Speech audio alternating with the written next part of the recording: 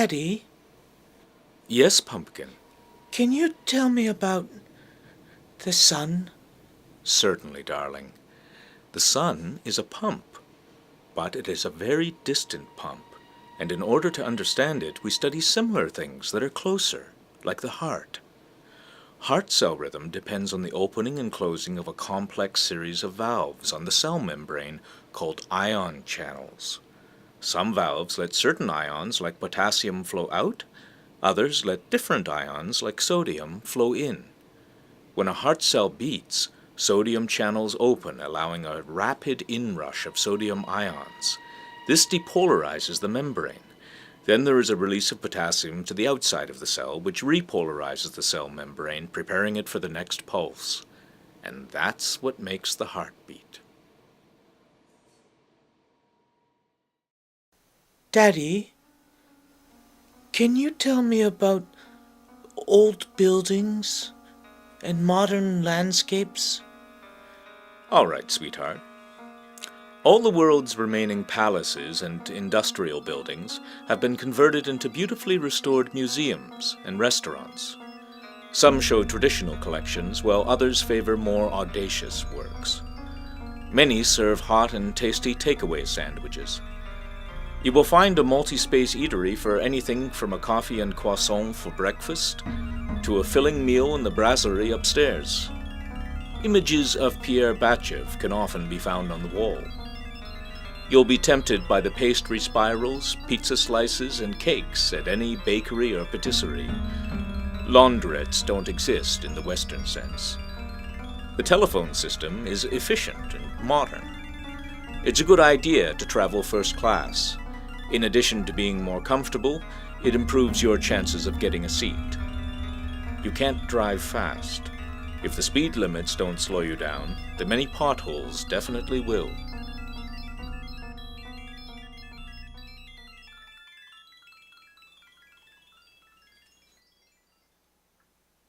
Mummy, Yes? can you tell me about dogs and eels? Certainly, darling. Dogs and eels are very secretive, Pumpkin, and not well understood. They're known to hold the following 6 beliefs. 1. It's best to seek the good life, in much the same way that humans scan for universal principles through tiny peepholes. 2. It's better if the carpets are thicker and the days and afternoons a little softer on the feet. 3. It's better to have profanity at dinner than Henry Kissinger. 4.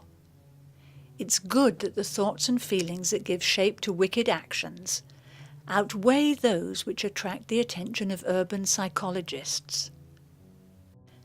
5. It's good that vocabularies expand with each new wave of foreign invaders. 6. It's pointless to have an aversion to fireworks, hate carnivals, or dislike going round and round. Mummy, can you tell me about liquids and arithmetic? Certainly, darling. While you're alive, arithmetic is dry and reliable, but it can unexpectedly transform into a capricious liquid. When it first appears, you find yourself gripped by a strong, moist feeling.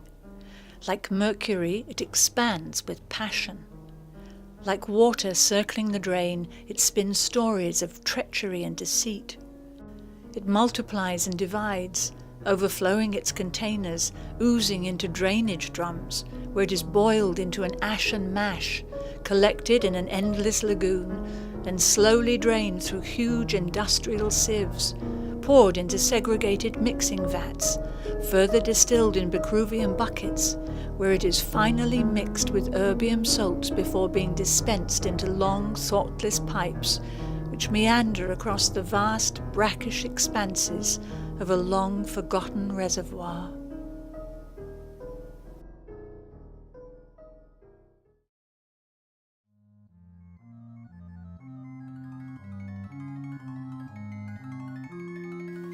Daddy, Yes, sweetie. can you tell me about love and evolution? It's normal to be confused by the rival claims of wish fulfillment and memory, Pumpkin. Memory and wish fulfillment chase each other around and around until you can't tell which is which.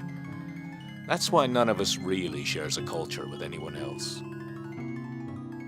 If you don't go to university, you won't get a good job.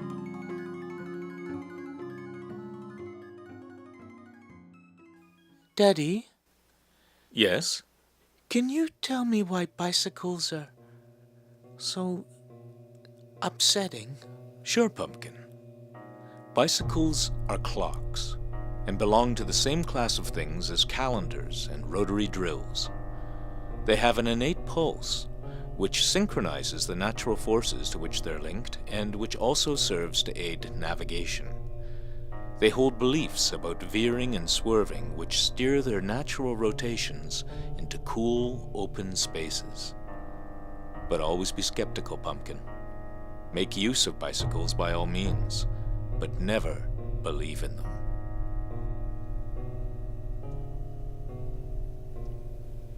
It's time for bed, darling. Can you tell me a story about the war and about the natural state of things? Sure, kitten. Let's see. I remember one time... And can you number the sentences for me? Certainly, darling. The neighbor's child captured my wallet and pressed it through a hole in the Mexican restaurant. Tarpaulins were lashed to the sidewalls to offset parades. Ladders were wedged against the slabs. Up-to-date persons patrolled the perimeter, looking for shapes. Manufacturers dropped their secret correspondence into glass pails. Rainwater coiled in and was collected in corrugated tin cropulets. A private wind swept down from the high plateau, bringing illiteracy and business. Horses lit fires on the edge of the beach, while butterflies caught the light in a flash of eyelashes. The night air clattered like schoolgirls, while snow slowly piled up against the door. One lonely man became two, and the clouds parted. Tall athletes twisted numerous dowels into receptacles, then left, leaving behind empty jars. Trains were drained of water and bolted to plywood slats. Machines were lined with nylon sheets, and equipment was coiled with rope. Remote fishing villages were measured for touch. A handshake took less time than it takes for a man in a bank to turn and wink. Troublemakers arrived wearing shoes. Thieves worked in units of 3. Hot water flowed freely through the streets. Dogs felt dizzy and fell over. Words mated behind the bushes, then ate their young.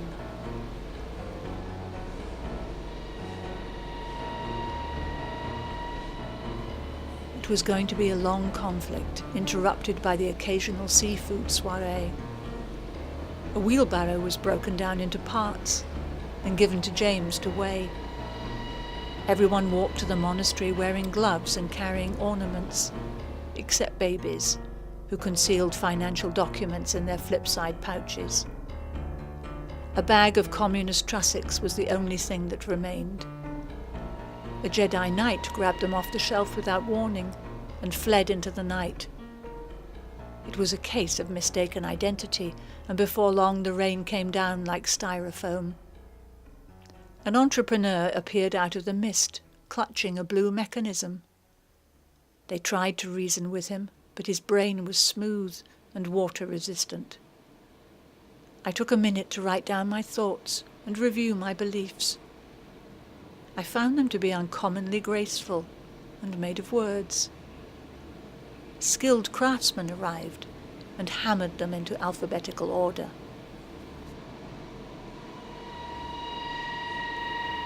And now the horses were back, bringing with them all the Anglo-Saxons they could carry. Labour obligations were transformed into money payments, and all spelling bees were suspended. Those who could updated their vaccination certificates, while the oligarchy studied the flight patterns of migrating birds.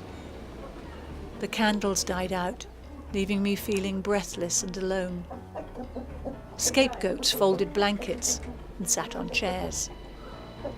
Lists, records, accounts, catalogues and inventories were compiled in disadvantaged rural areas and stored in cylinders. Shovels were wrapped in tinfoil for good luck.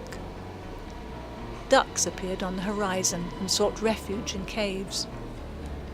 Albert's observations didn't mean a thing anymore.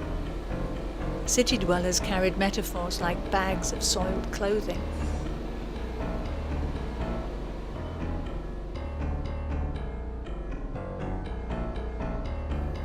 A piece of paper appeared under the door. The language was abstract, using words with Latin roots, in order to prevent the reader from forming mental images. There must be a war on, I thought. Sacrifices were being tested for firmness and resiliency. People lowered their umbrellas to hide their faces. Obscene paintings were used to insulate the soldiers' barracks. I tightened up my cowardice and stuffed my personal effects with straw. The root meanings of words disappeared from hospital corridors. A team of financial consultants observed animals in their natural habitat. Others headed for the rowboats, while the rest gazed with curiosity and wonder at the headlights of incoming spaceships. Several childhood friends were bunched together like asparagus, cracking jokes while the police took their fingerprints. All dictionary purchases were temporarily suspended. Old men set fire to billboards and threw them into holes. Essential knobs were tweaked by experts. Novelists poked sharpened poles into the openings of machines. Someone found the aspirins and named each one after an asteroid. All knickknacks were collected, numbered, and were provided with numbers. Everyone's opinions were carefully recorded and stored in hotel lobbies. Those who could still stand removed their shoes and placed them in a straight line along the back of the beach. Foreigners gathered in vacant wind tunnels to sing together.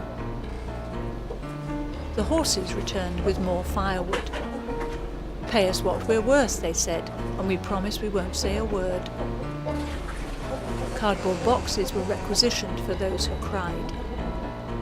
A group of dull children made music with wicker baskets and fish hooks. Adjectives became an unaffordable luxury.